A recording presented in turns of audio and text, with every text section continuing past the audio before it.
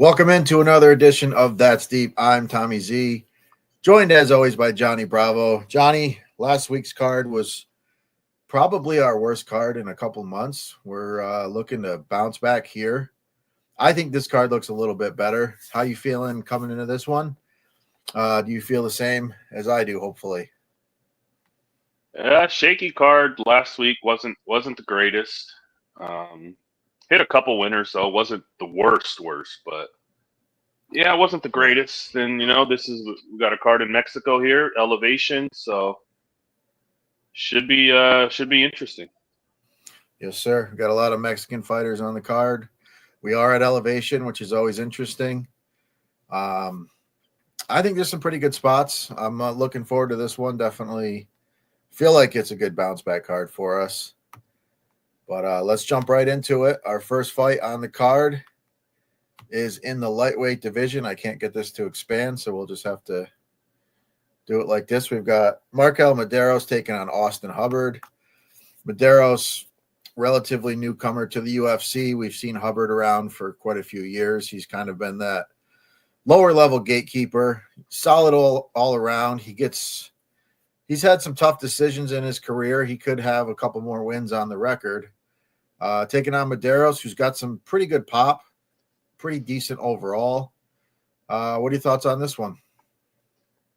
Yeah, this is an interesting one. Hubbard, on his second run here in the UFC, came back after the Ultimate Fighter. He was on the Ultimate Fighter, came back, had some kind of mixed results. I mean, he's kind of a junkyard dog. He'll get in there and grind. He'll fight for your money, but I mean, he's not really that good. But he'll hang around. Yeah, I don't know. He's okay. He's not the greatest. He's mid tier, low mid tier fighter. So yeah, and then Medeiros. I don't know. A lot of question marks about this kid. His last fight, he didn't look good at all. Fought in a close fight. I mean, Quinones is a good fighter, but I mean, he just didn't look too good. He didn't really land any takedowns. The striking, I guess, is pretty good. I mean, we've seen in the Contender Series, he landed that big knee on that Russian dude and starched him, which was pretty impressive. Yeah, this one I think is, I don't know. I've kind of went back and forth on this one all week. Money's coming in on Hubbard. The numbers come down a bit. I kind of like Hubbard at that bigger line. I was thinking maybe we could get like an even money on a plus 3.5, but the money coming in on Medeiros is just kind of messing that up. Yeah, I think it's a close fight. I don't know. I think it could go either way. With the price dip, I'm kind of leaning Medeiros, but I don't know. Nothing really too solid here. But I just think he'll be the more cleaner, effective striker. Yeah, that's kind of where I'm at too. The one thing about Hubbard and the biggest problem with him is he doesn't really pack a heavy punch. So generally all the fights he's in are pretty close. He's a survivor. He's got good cardio. That's a plus here at Elevation. And I'm looking at potentially a live spot with Hubbard going into the third round. I could see him dropping the first round, round and a half, but kind of coming on strong. I'm taking Medeiros here. I just think he just offers a little bit more, but I'm looking at the overs with him. I can see this is more than likely going to be a decision. It's going to be close. And yeah, I'm with you. I think Hubbard's live, man. I can't pull the trigger on him. I was just like you. I was kind of back and forth, but I just don't think he does enough to win rounds. So I'm rolling with Medeiros here. I'd probably be on him by decision, which probably gets potentially plus money. But yeah, I think Hubbard's live, and I could see myself getting on him as this fight goes on. All right, our next by fight. Decision is plus 120. Medeiros by decision. Yeah, see, I don't mind that. That's a decent shot. And then if I can get, if it looks like Hubbard's got a shot, maybe get some more plus money there. Yeah, we'll be looking at that one live for sure. Yeah, because then you don't know how he's going to gas if Madero's gases in that third. You know, that's Yeah, a I close could fight. absolutely. Yeah, I mean, I feel like Hubbard's going to win the third round, so it all Yeah, comes down to those first two. But yeah, it's a close one. It's a close one. Madero's second time around or second fight in the UFC, so potentially a little bit better cardio. We'll see. But yeah, I think it's close. Hubbard live for sure, but officially, I'll be on Madero's for now. All right, our next fight is in the featherweight division. We've got Jamal Emmers taking on Gabriel Miranda. This fight, probably looking at the unders on this one, regardless of who you're on. Emmers obviously he's a well-rounded fighter. He's got more of a striking, the knockout power here in this fight. Miranda, definitely dangerous in the sub game. Emmers has some decent subs himself, but he has been caught in the past. What are your thoughts on this one? yeah. This one is kind of Jamal Emmers. I mean, all the talent in the world. I think the guy is a pretty good fighter. He's solid, well rounded, good striking, decent power in his hands. He's got the grappling if he needs to use it. It's just the fight IQ is just pretty terrible. You know, in spots he kind of just in close fights he kind of gives it away or doesn't do what he has to do, and just kind of always in kind of close competitive fights. You know, yeah, but I think he's good. He's well rounded, good striking, good power, and yeah, Gabriel Miranda. I mean, this guy's just complete garbage. I don't think he's very good. He's pretty much a sub or bust kind of guy. He's going to be probably doing whatever he can here to pull guard and jump guillotine or try to get it to the ground, because I think that's probably his only path to victory here. But if it's on the feet, I could see Emmers just flatlining this dude. He's not very good. So yeah, it's Emmers and probably Emmers KO. Yeah, I mean, I see a finish in this fight. Regardless, I do have a bet. I put it on the sheet. I took my Pirates first five today with Emmers money line. It was like plus 114, I want to say. So the Pirates got me home barely. 2 runs in the 5th inning, but I'm live. MLB has started, so I'll be throwing a couple MLB plays on the sheet with some of these guys. Emmers a guy that I don't like to put too much stock into, but in this fight here, Miranda's cardio's not good at all. Emmers can definitely knock him out. I'm pretty sure I'll probably have a knockout bet as well on Emmers. I may sprinkle, I guess it depends on what the number looks like, but I may throw a Miranda sub in there, just like a little quarter unit play to kind of hedge myself. But yeah, I think that's the only shot. Miranda would have to probably sub him within the first round and a half. I can't imagine anything beyond that. He's going to have anything left in the tank at this elevation. So, yeah, I like Jamal Emmers. I think he wins this fight. I think it's probably by KO.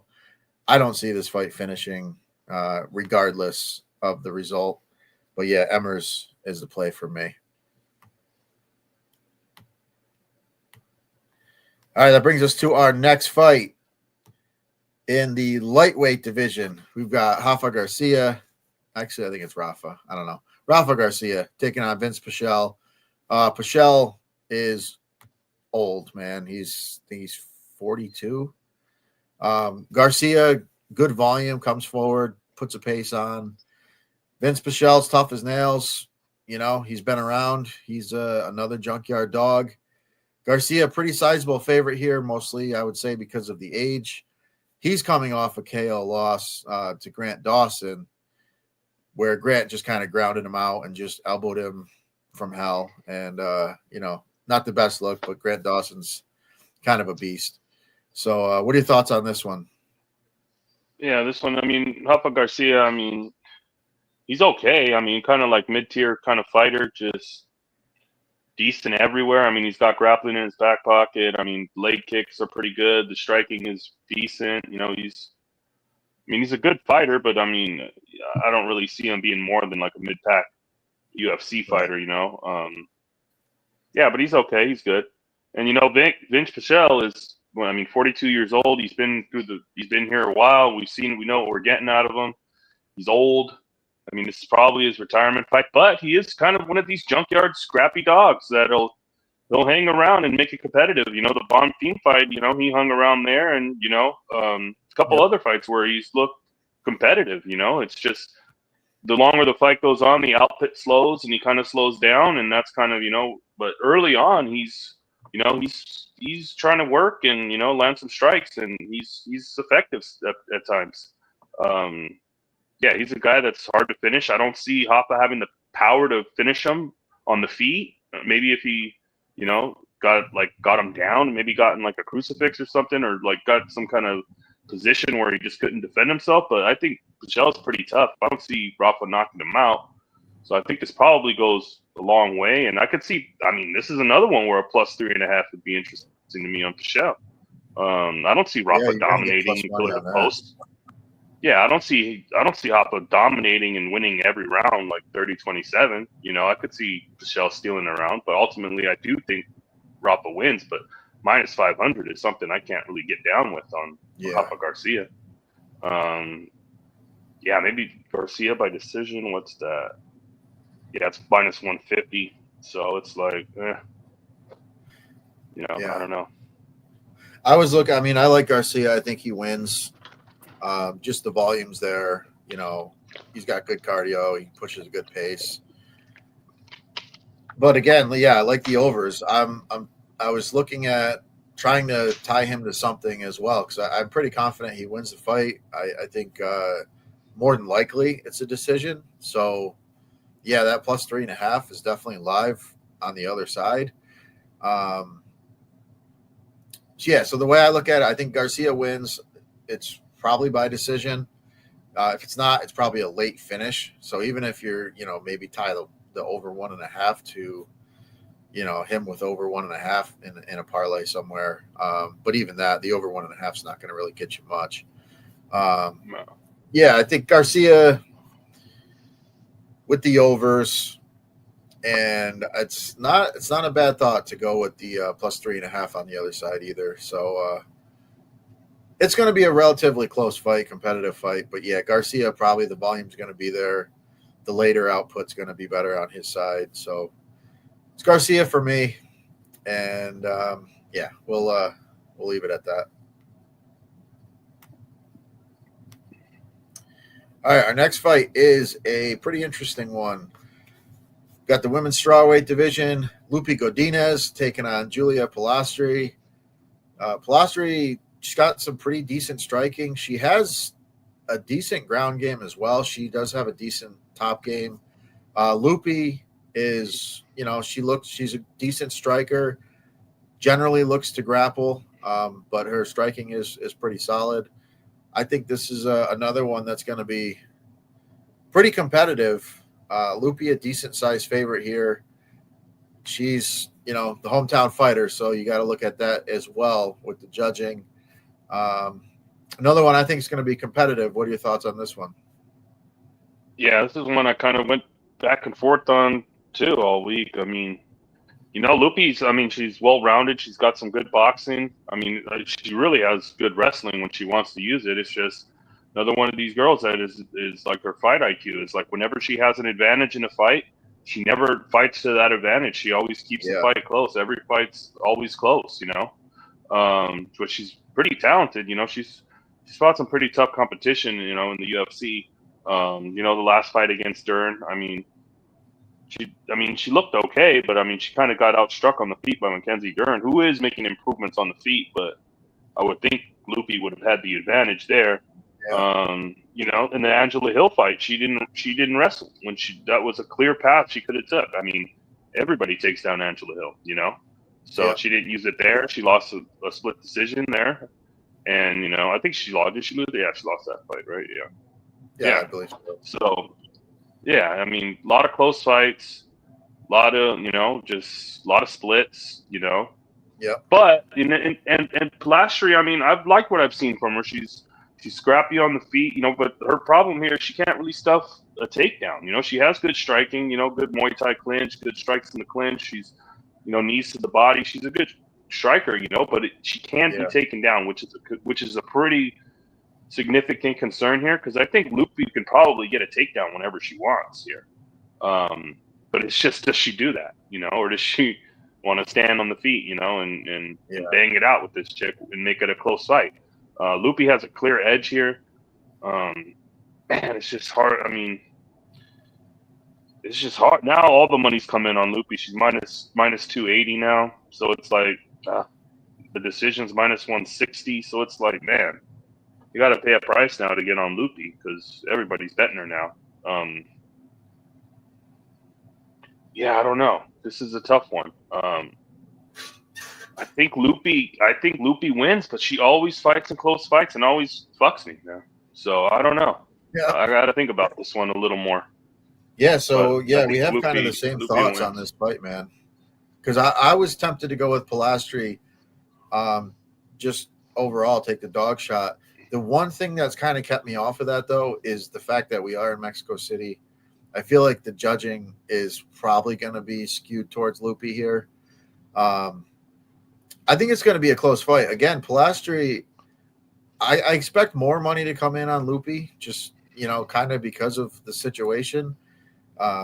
So maybe we can get a decent price on the Pilastri plus 3.5. I don't think we're going to get plus money on that. But again, I wouldn't mind putting that in a parlay because I do think this fight's going to be close. I think Pilastri absolutely can win it.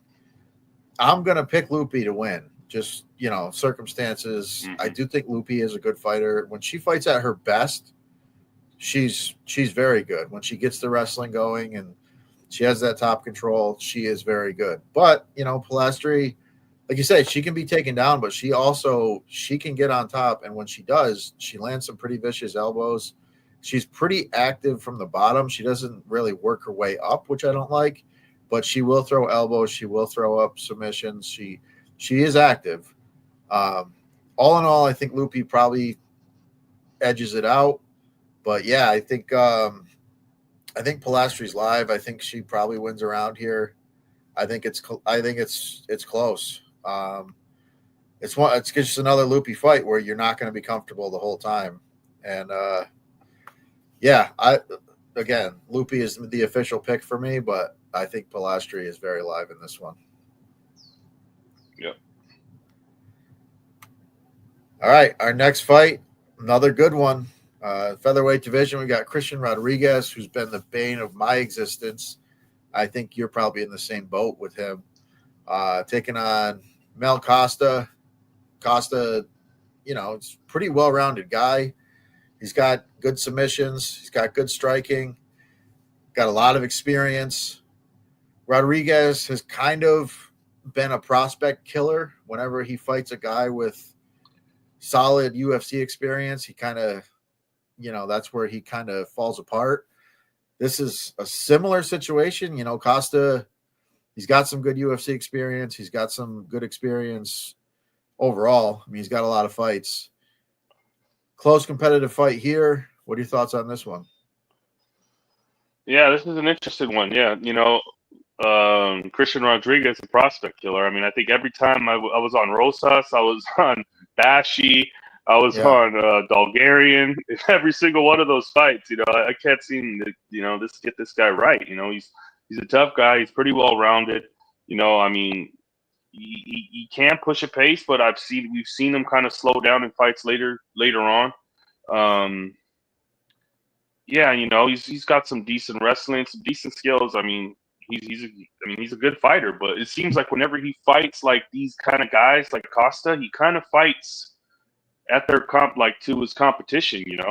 When he fights these younger guys, he pretty much schools them, and then they teaches them that lesson. But with these kind of guys, I mean, as we've seen in the Erosa fight, I mean, Erosa just grabbed his neck and subbed him pretty easily.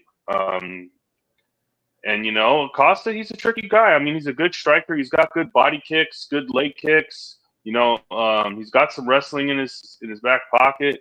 He needs it, and he's got a really tough submission game. I could see this. This is going to be a super close fight.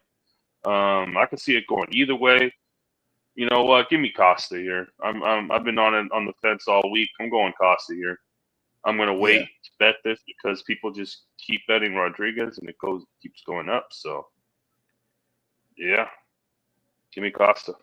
Yeah, man, we see this card so far. Every fight we see this exactly the same. everything you're saying is exactly what I'm thinking. What's funny is I think the Arosa fight was the one time I bet Rodriguez and he got subbed. Yeah, So I true. Me literally, too. Yeah. yeah, I can't get this dude right. So, take this one with a grain of salt, but give me Costa, man. I'll take the dog shot here. He's a well-rounded fighter. He's basically what we've seen from Rodriguez is he beats those guys who are they've never really seen adversity in their career. And when they see adversity for the first time, they fall short. And that's kind of how he's picked up wins in the UFC against these prospects. And honestly, if you rematched him with Rosas or you rematched him with Bashi or any of these guys, I feel like he probably loses if they rematch those fights, because those guys have now faced the adversity and now they know what to do. But I think Costa's a guy, he's been through it. He's faced adversity, he's fought some really tough guys. Very good fighter. So yeah, give me the dog shot here. Ideally, more money comes in on Rodriguez, I'll take a better price. But yeah, I'll take Costa here all day. All right, our next fight is in the middleweight division. We've got Jose Medina taking on Adaba Goudier. Goudier is, he looks like an absolute specimen. He's got big power. He's pretty composed.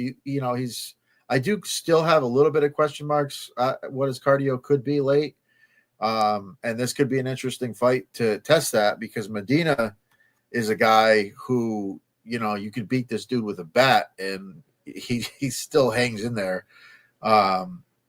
I don't think he's very good. His volume's not good. He doesn't really do much, but what he does do is survive. So question here is, takes a beating here. What's Goudier going to look like late? But yeah, I think Goudier is the side here. What are your thoughts on this one? Yeah, Medina is the drunk deal at the cookout that always wants to fight everybody, that gets knocked out but keeps getting back up. You need a sledgehammer to finish this guy. He sucks, though. He's not very good. I don't know how this guy got a contract. It was pretty much hilarious. He just pretty much got beat like a drum, and Dana said, I like you. You're tough. Go get over here. I'm giving you a contract, which is kind of like, this guy shouldn't be here. No. There's thousands of other fighters that would be more competitive in his place. I don't know. I guess it was Dana feeling some sympathy that night or pity or whatever and gave him a contract. But this guy's. But he's tough. The guy, you can't knock the guy out. The guy just keeps walking forward, taking damage. That's all. That's probably the only skill that he really has. His cardio and that's it. Goudier is, he reminds me a lot of Mousasas, just one of these African, just real green, doesn't have the best of skills yet, you know what I mean? But has vicious knockout, power, pretty much is what he's got. I don't know, man. This guy, if he just goes all out in round one and doesn't finish Medina, because Medina just can't be finished and he gasses, would it surprise you if Medina just was able to survive and starch him? I just don't think he can starch him, though, because that was my thought, but it's just he never does. But if you're so tired, if you're so tired, though, if a guy's just so tired and can't barely throw a punch and just maybe. I'm just not sure. Maybe in the third round, in that Contender Series fight, he did get a second round finish, and I was pretty impressed. He definitely was tired after the finish. He definitely went all out to get the finish. But for the most part, the cardio held up for basically 2 full rounds. So I feel like if that's the situation here, I just don't think, he's got to be dead gassed for Medina to really take him out, because that was my thought. And I'm just going back and looking at Medina's fights, and he doesn't really do a whole lot. Like, he's the only guy. He has to be the only guy that's in the past like 20 years in the UFC because he's tough. There's no other skill with this guy. It's literally just his toughness is the whole reason he's in the UFC. That's it. It's crazy. Yeah. But yeah, I mean, so again, though, this is a situation. Go ahead. Goudier has that death touch, though, and can he put him out, though? Yeah. Well, here's the thing, man. Zachary Reese was body kicking Medina to hell. Like, a better fighter probably would have finished him. Reese is just, he's another guy he's got some finishes on his record, but he's not the highest level of UFC fighter. Now, Goudier, we don't know what he is, but I feel like if he hits him and hurts him, he probably, if anybody's going to do it at this level, I think Goudier could find a way. But yeah, it is weird, man. Goudier is a pretty solid favorite here. I think. I mean, he probably finds the chin and starches him. I mean, yeah, the knockouts like minus 135. I mean, I guess, yeah, that's tough. That's tough. Maybe KO 1 or 2. It's plus 115. Maybe that's you get some plus money on it because I think because I don't think if it gets to the third round, there's I think they're probably both tired and they're at elevation. It's just that third round's just going to be ugly. I think Goudier gets it done though. I mean, he just does more. He offers more. He's big. He's strong. Yeah. And Medina just doesn't. He's literally in the UFC because he's a tough guy. Like that's his skill set. Tough with good cardio. But yeah, I think Goudier is the side here. It's tough to say he's going to knock him out, but this would be a shot where he does. Yeah. All right, our next fight is in the flyweight division. We've got Edgar Chairez taking on CJ Vergara. Vergara is he's an interesting one. He's got, decent volume. Well, he's had decent volume in fights. Another guy who's able to survive, whether that's running laps in the octagon or whatever, but he does tend to find a way to survive. Taking on Chairez, who's, probably the more well-rounded fighter here. He's got more finishing upside. This is a fun one. I think these guys are going to throw down. It'll be fun while it lasts. What are your thoughts on this one? Yeah, see, Vergara is another one of these kind of just mid-tier guys. I mean, decent striking. I think maybe his cardio might be a little questionable because, I don't know if it's questionable, but he always kind of seems to look tired the later the fight goes. Yeah. You think he would wrestle, but he doesn't really wrestle at all. Yeah, and I don't know. The chin's been cracked before, so he can be finished. I don't think I'm not a CJ Vergara fan. So yeah, and Chairez. Chairez impressed me in that band fight, even though he lost. He looked good. He was competitive. He's got good striking. He's got stubs. He's got, I like Chairez. I think I really was impressed, even though in a loss to Van, I was really impressed by him. And I think eventually he probably finds the finish here, and I like him in this fight. I like him to win. I like him to finish. So yeah. Yeah, I agree. I'm on Chairez here. I do think he probably finds a finish. One thing I did note with Vergara, and I always pay attention to this, is he was dropped 3 times in that last fight. So generally speaking, for me, an auto fade is a guy who gets dropped 3 times in the course of 2 fights. He got dropped 3 times in the course of 1 fight. I think Chairez has the power to put him out. I think if he hurts him, he's got the ability to sub him as well. So I think Chairez finishes him one way or another. Yeah, and I agree. I think Chirez is just a better overall fighter, and Vergara is definitely chinny. But yeah, I would say he's probably chinny, especially coming off of a 3 knockdown fight. So Chirez probably finds the button. He could snatch up a sub, but one way or another, I think he puts him out. Yeah. All right. Our next fight is in the flyweight division. We've got Ronaldo Rodriguez taking on Kevin Borges. This is an interesting one to me. I would kind of want to go back. I didn't do as much film study on this one as I'd like to. But I do think this one's competitive. Borges, he's solid. He's a slight dog here. What are your thoughts on this one? Yeah, I've never really been a Rodriguez fan. I think I've faded him in every single fight in the UFC. Yeah, I don't know if the guy's very good. I mean, he's kind of just he's got good grappling. I mean, the chin I think is very questionable. The striking is okay. Ode was cracking him in that fight. And I don't know. I'm just not really high on this kid. I mean, I get it. I mean, if he gets your back and he gets it to the ground, he's going to be pretty dangerous on the ground.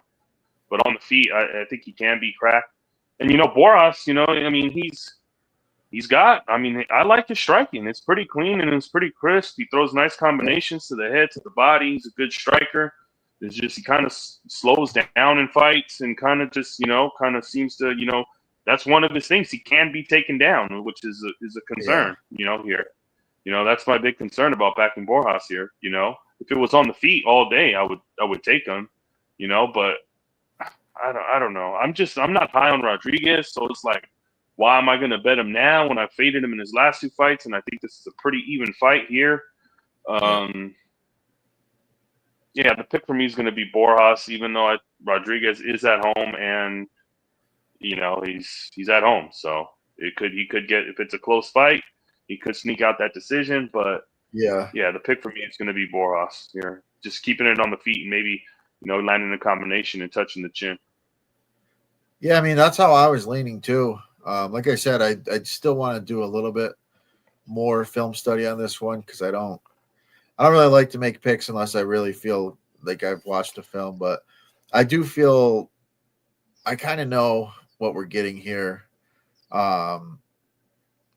Yeah, I mean, the volume's going to be on the side of Boras, and he is a good striker. He's a solid fighter. He can be taken down. Obviously, that's going to be the key in this fight. If he gets taken down, and he could potentially get subbed or controlled for too long, and he could lose rounds that way.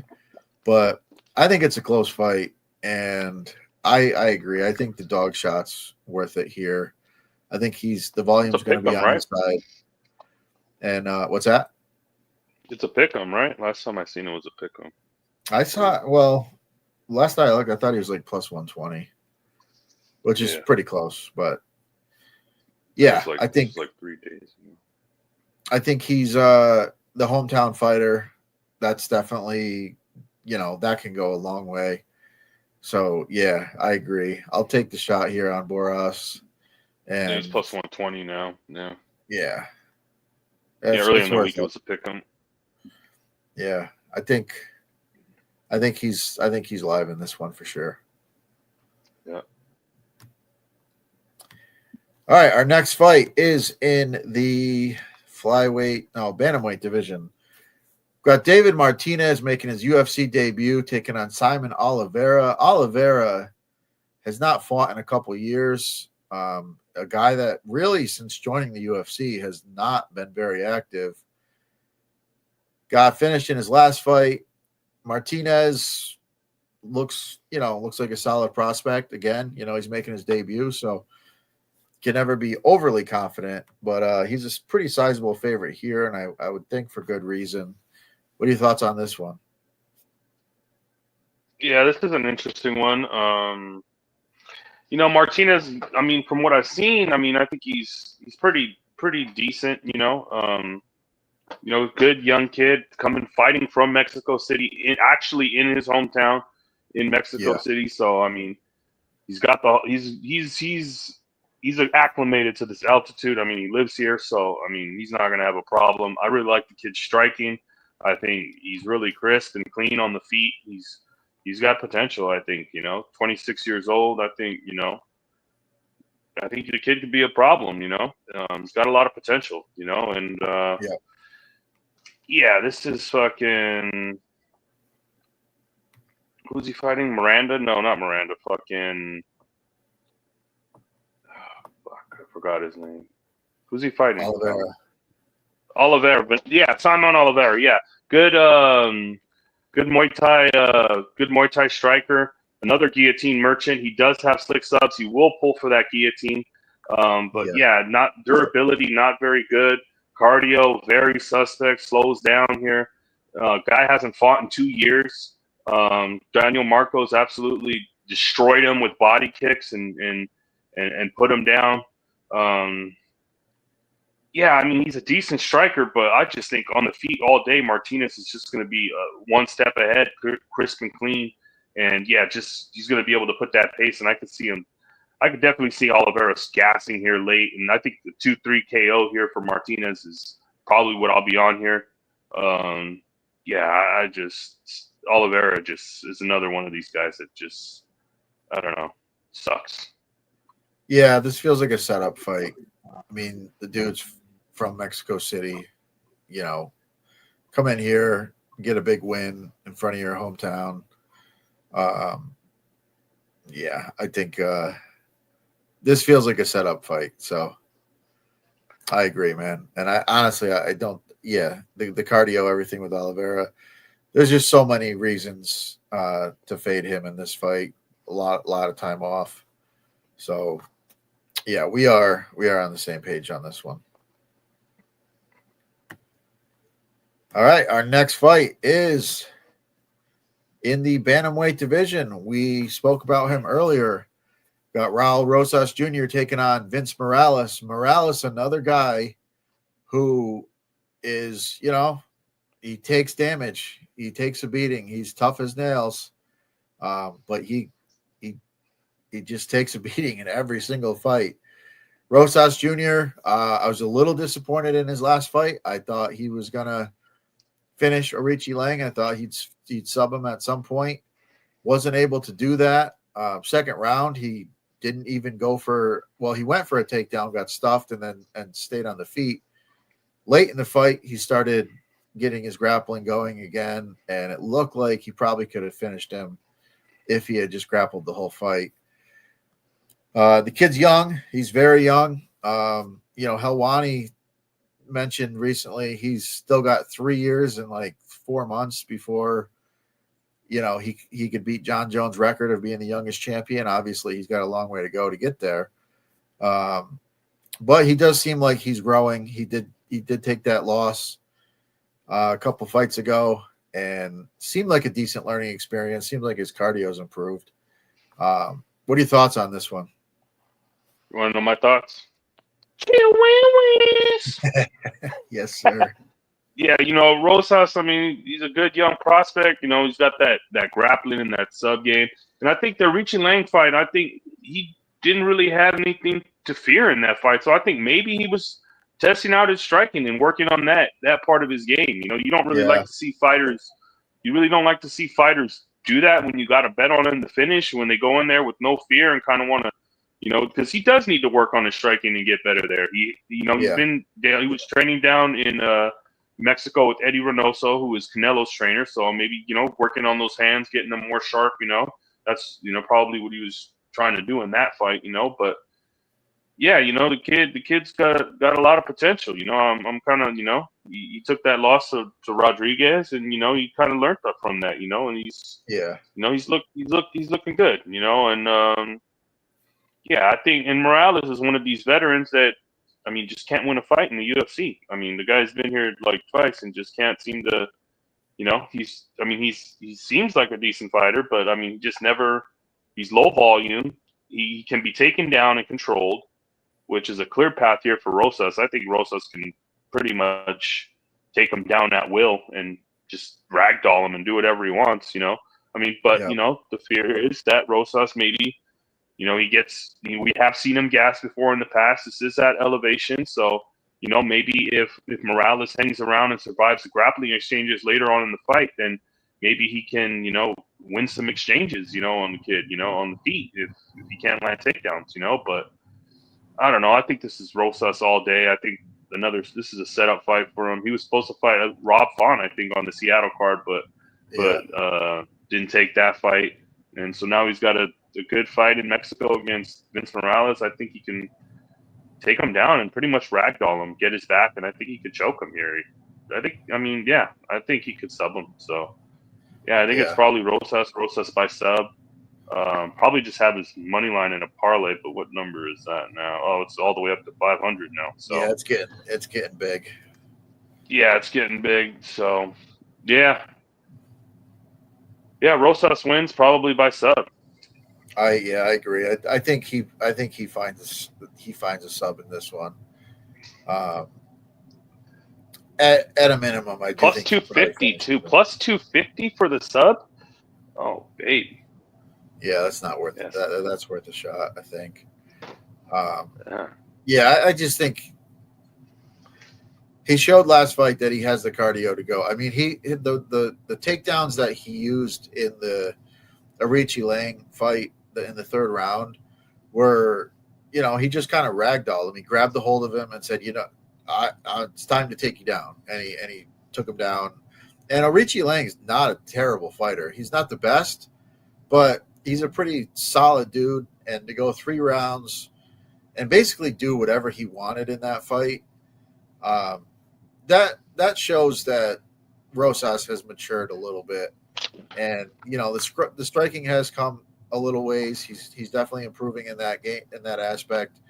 And I think Rosas Jr. He's so young, man. In the improvements are going to be leaps and bounds from fight to fight, and I think it's worth a shot here. I think he probably finds a finish.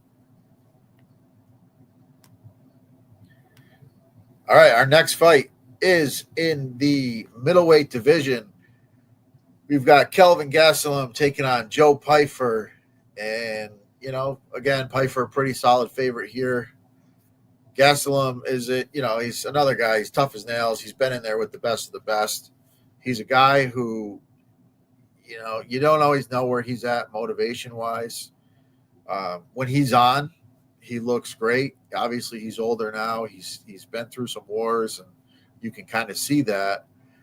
Pyfer, another guy who a couple fights ago kind of got that veteran check, and he gassed out in a main event and took the L. But again, another learning experience for a guy with a lot of upside. What are your thoughts on this one? Yeah, it's an interesting one. Pyfer, we were high on him in that fight in against Hermanson, and he let us down in that fight completely. He won the first 2 rounds, was beating the shit out of him, and then just round 3 just had nothing left in the tank, Yeah. But he did bounce back with a strong, absolutely sent burial to fucking Jupiter, dude. Just starched him, which was pretty impressive. He's got big power in his hands. He's got grappling if he wants to use it. It's just, it's that power. He's got that death touch. He's a massive guy for the weight division. It's just the concern now is we're at cardio and we've seen him gas before, and we're at elevation. So could he gas here? This is only a 3-round fight, which probably helps him.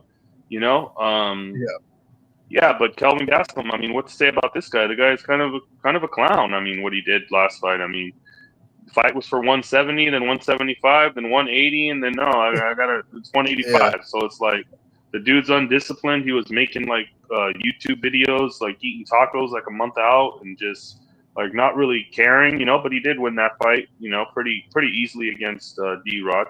So yeah, and, this guy's the savvy vet. He's been here. We pretty much know what we're getting out of Gastelum. I mean, he's a tough guy. He's on the feet. He's a good striker. The chin. I mean, he's never been knocked out. That chin's never been cracked. He's 33 now. He's been through a lot of wars. does Piper have that power to crack the chin and put him away? I don't know. It's an interesting question. Can he find that chin? Or does he take him down and just sub him? Like, I mean, we've seen Piper use his grappling in his sub game before. Maybe he goes that route. You know what I mean? His buddy Sean Brady just, put on a grappling clinic. He was in that room training with them for that fight. So maybe he implements a similar game plan here, because we've seen Gastelum grappled before by Sean Brady, So, Right. Yeah, I don't know. It's Piper for me. The concern is gas tank, But I don't know, man. This dude hits like a truck. Maybe early. I mean, in round 1, he's going to be super dangerous, man. If he hits that chin, that's my concern here. But Gastelum is a savvy vet and could extend it and make it tricky. Yeah, man. I think Piper. Well, first of all, I think Piper is going to look massive in this fight. I think he's going to have a pretty solid size advantage. We have seen Gastelum get grappled in the past. Obviously, Sean Brady finished him in the 3rd round. Which is, saying something. He was able to survive to the 3rd round. But Brady was also, he's only starting now to become that kind of killer that he seems to be. He's progressing fight to fight.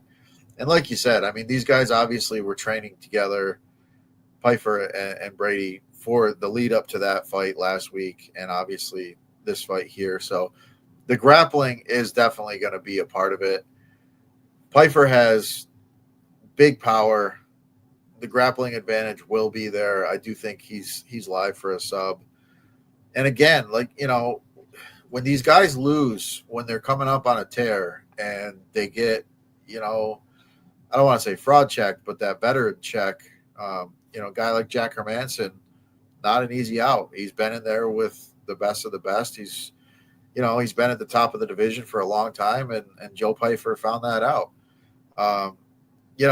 Gastelum's been there too, but like you said, the guy's undisciplined. You don't know what he's going to bring to the table from fight to fight. He's weight issues. I mean, he's a guy who should be fighting at welterweight. He's not even a middleweight, but he just can't make welterweight.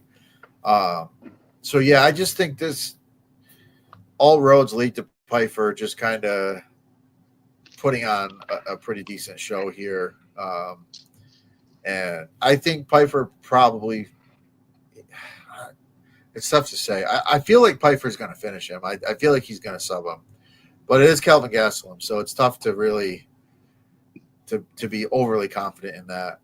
I think Piper wins the fight, though. I think he can hurt him on the feet, and I feel like he could ragdoll him if he really wanted to.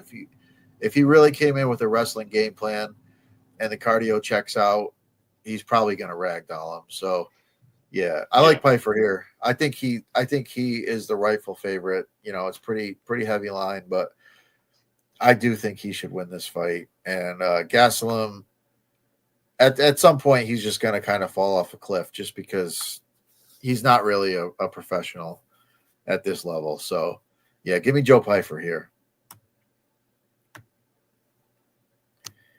All right, our next fight is in the lightweight division. This is a very interesting fight. We've got Manuel Torres, another Mexican fighter, taking on Drew Dober, who, Drew Dober's career, he's been known as the Chin. Obviously, that chin has been cracked a few times lately. He got finished in his last fight by Gene Silva, but Gene Silva is also a beast. That was a pretty competitive fight for 3 rounds.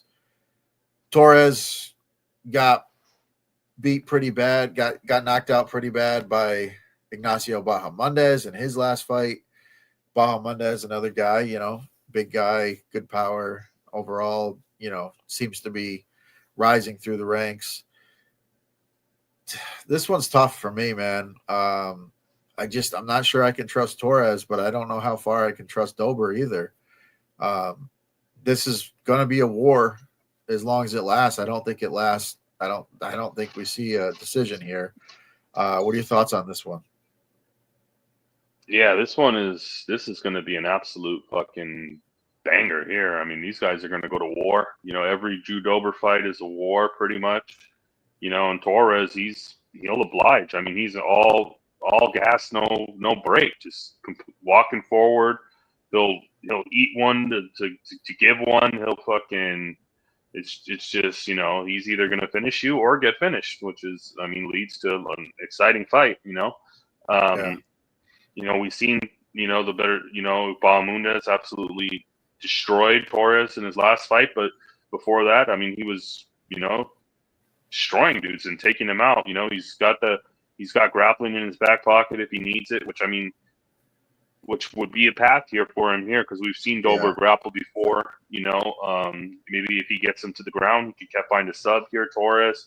It's just we don't know that cardio. It seems like if the fight gets extended, I think Dober takes over at a pretty high clip. I think Torres is going to be pretty dangerous in round one, and after round one, I think if it makes it out of round one, I think Dober probably takes over and finishes him. So, yeah, I'll probably bet Torres early and maybe try to live bet Dober.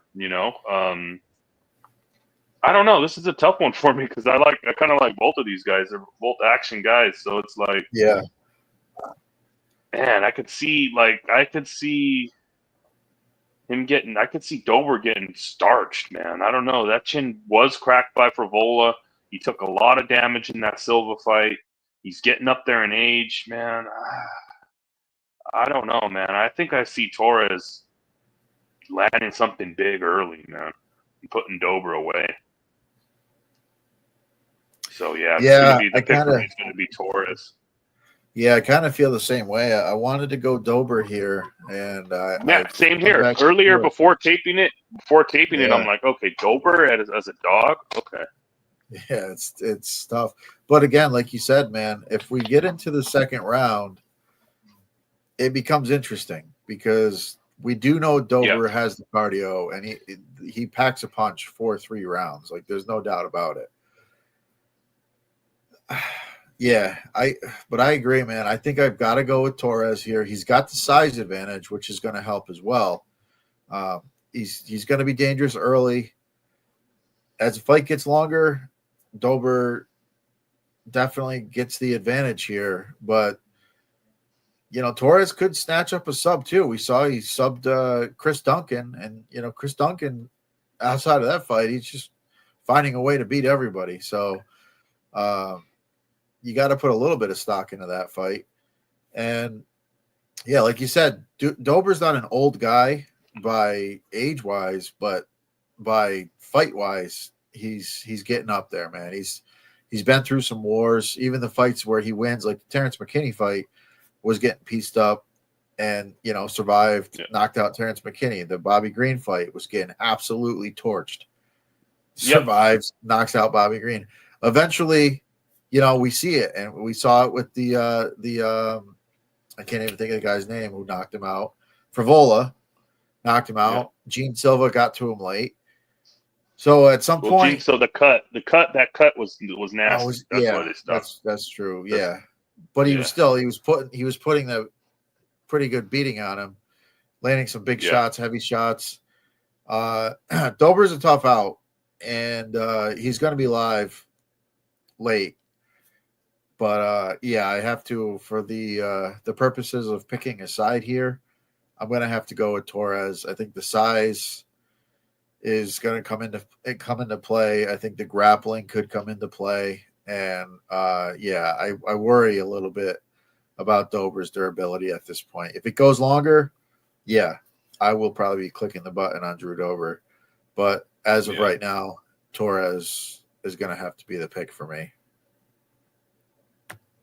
Wow. Yeah. All right, so that brings us to our main event. We've got a flyweight bout between two.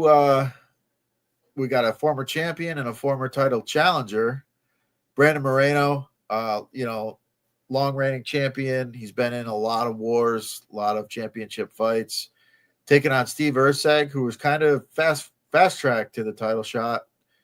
Had a pretty good showing in that fight against Pantoja, but ultimately fell short, and then came back to fight Kai Kara France, who's another, title challenger, another tough guy, ended up getting knocked out in that fight. These guys are both very skilled, well-rounded. As always with these high-level flyweight bouts, we're looking at a fun fight. Moreno is as good as it gets. The kid is just extremely well-rounded. He's got good striking, solid power, good grappling. Erceg, similar. I mean, he's pretty well-rounded himself. Obviously, the last couple fights have not gone his way.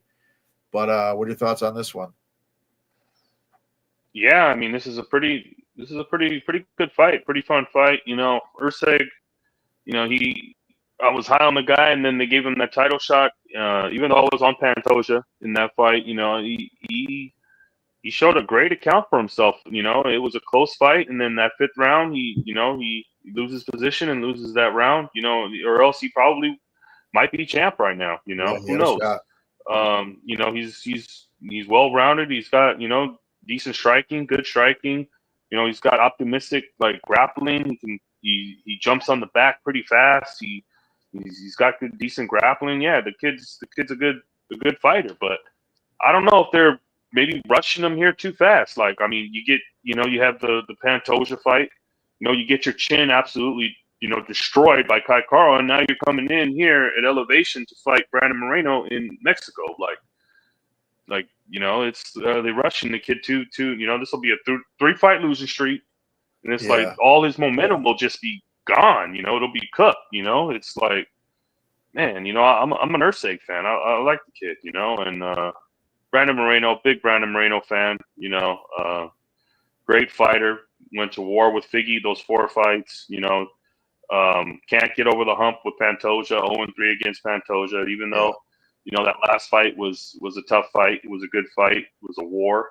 Brandon Moreno's pretty much every time is going to bring it, except in that Roy Val fight. That Roy Val fight was kind of a weird fight. I don't know. He just didn't look into it, but then he took a break and then he came back and he looked, I mean, phenomenal against Amir Albazi. Absolutely just put on a clinic against that dude. Yeah. Beat him pillar to post.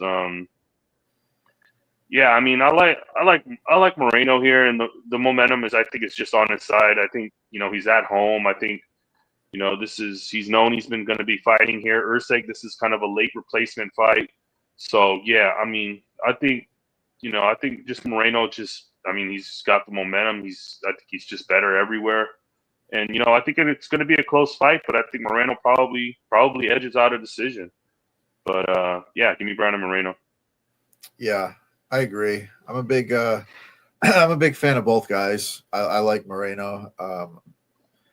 Erceg, what can you say? The guy's he's come in and he's been put in a tough spot. I mean, obviously he's been given great opportunities, but fighting the best of the best, literally, top 3 competitors in the past 3 fights. I mean, Kai Kara is an absolute dog. He's a very, very tough out. Pantoja is the top of the division. And then, Moreno is the guy who was there for the past 3-4 years before Pantoja. So these are all tough guys. He's fighting the best of the best. It is tough.